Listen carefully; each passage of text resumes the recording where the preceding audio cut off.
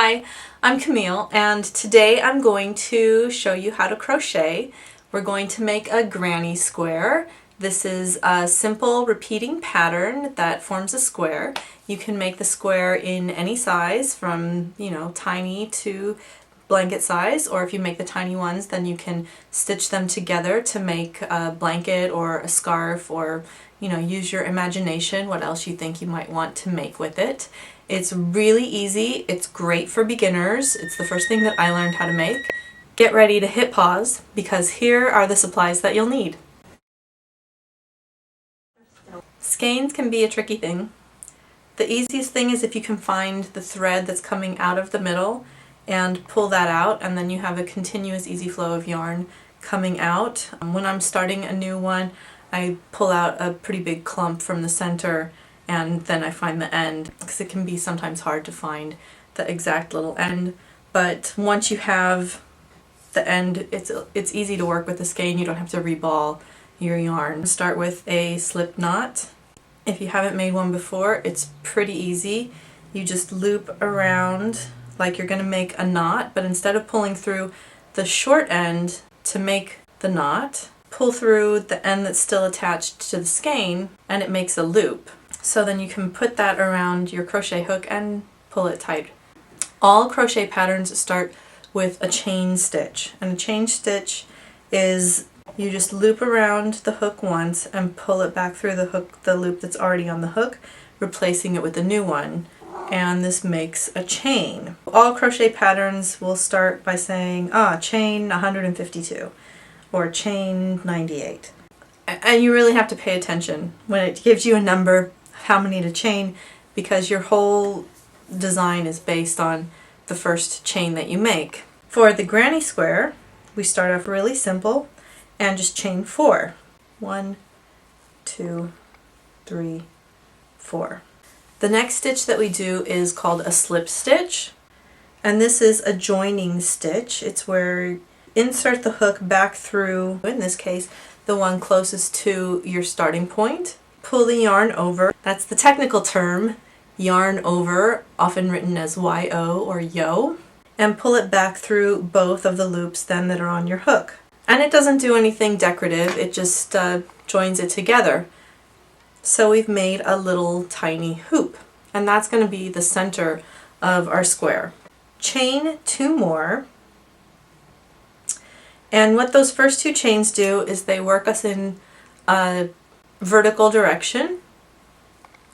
If we just started doing our other type of stitches, it would sort of be mashed against the hoop that we made, and we don't want that. So the next row is always going to start with a chain 2 just to sort of move up to the next level, because the crochet stitches work across from the top and down, joining to the previous row. So we have to get up there so we can move across the top. So this first chain 2 that we did counts as our first stitch, and the stitch that we're doing while we made 2 is we're doing a double crochet. So to do a double crochet, before you insert the hook any place, go ahead and pull the yarn over once, then put the hook through the center of the loop, yarn over again. Now you've got 3 hoops on your hook, yarn over again and pull it back through 2, yarn over and pull it back through 2, and that's a double crochet. So yarn over, put it through the stitch, in this case we're putting it through the center loop, yarn over, pull through 2, yarn over, pull through 2.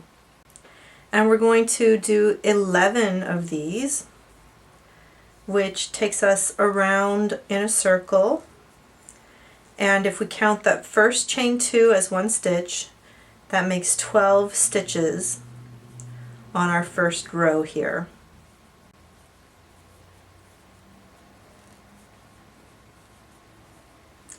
Now I'm not really good at keeping count as I'm doing this, so I often just make a few and then go back and count and see if I've got enough. So that's what I'm doing now. I'm just making some till it looks like enough to go around the circle, and now I'm going to count. And if I have to add more, I'll add more. Otherwise, if I'm at the number I want, then do a slip stitch to join up at the top of that first chain 2 that you made, closing off the second round of our circle. Now, I said we were making a granny square, so why is it a circle? We're going to turn it into a square on this next go around. So once again, start by doing a chain 2, and now I'm going to turn the design around. Now do 2 more double crochets in the space between where you the stitch above where you just made your chain 2 and the next stitch.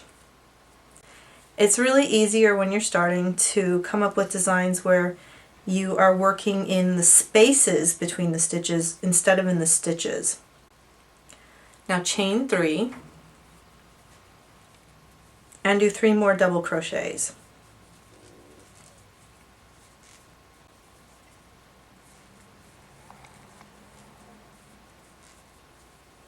Now move over to the space 3 stitches down and do the same basic thing, 3 double crochets, 3 chains, 3 double crochets, all in that one space. You don't want to work with your stitches really tight. If you want a smaller pattern, use a smaller hook. But you don't want to do like super loose stitches. You want them to be consistent in size, and this consistency comes from the size of the hook that you're using.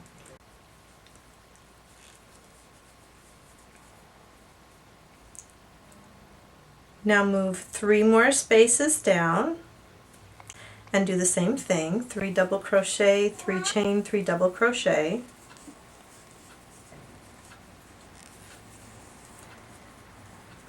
And move 3 more spaces down, same thing.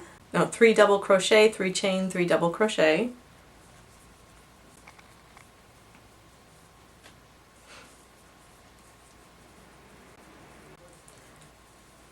Then we are back to the first one, so do a slip stitch in the top of the chain, the 2 chain double crochet placeholder thingy at the first pattern. And now we have turned our circle into a square. So turn it around and do the same thing, chain 2. But now there are extra spaces, not just corners. So in each of those spaces between the corners, you make 3 double crochets. On the first one, that first chain counts as one of your 3 double crochets. Then on every corner, you do 3 double crochets, 3 chains, and 3 double crochets to keep the corner a corner. Now, one thing that when I was first learning that I had a little bit of trouble with, it was actually using the hook to my advantage. I liked to just sort of have the hook sitting there, not moving, and I would do all the work with my fingers, and that doesn't get you very far. You have to use the hook and your fingers together. And if you make a mistake, it's really easy to undo stuff in crochet. You just slip your hook out and pull, and it all comes undone. I really recommend when you are first learning how to crochet that you not use fancy pants yarn. Use a really simple, boring yarn where you can see all of the stitches. If you use something too fancy, you won't be able to see the stitches that you've made. And when you get into patterns where you have to, when you're not working in the spaces, right, we're working in the spaces because it's easier when you're just learning, but when you're not working in the spaces, when you actually have to do a lot more work inserting your hook into the previous stitches, the fancier yarns hide the stitches and you can't find them. So back around to that first clump of 3 I made and a slip stitch. And that's as big as I'm going to make the square right now. To separate from my whole skein of yarn, cut the thread, yarn over and pull it all the way through, and then just pull it down tight. Now you're saying, okay, that's great, what do I do with it? Make more than one.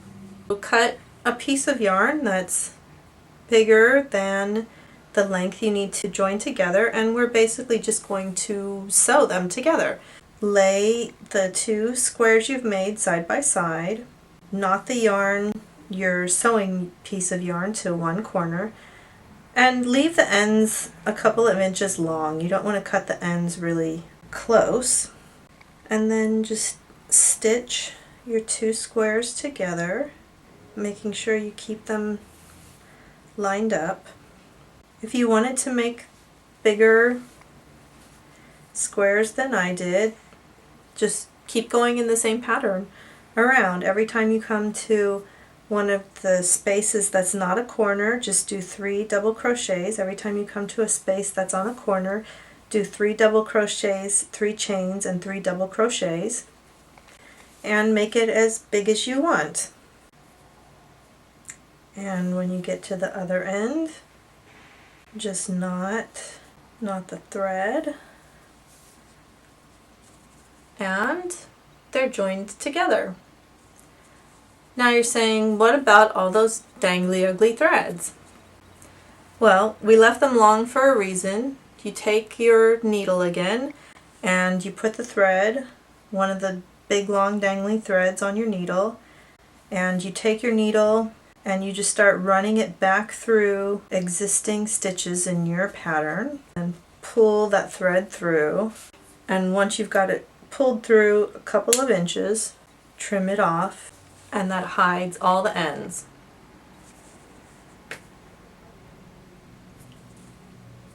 So there you go. Granny squares.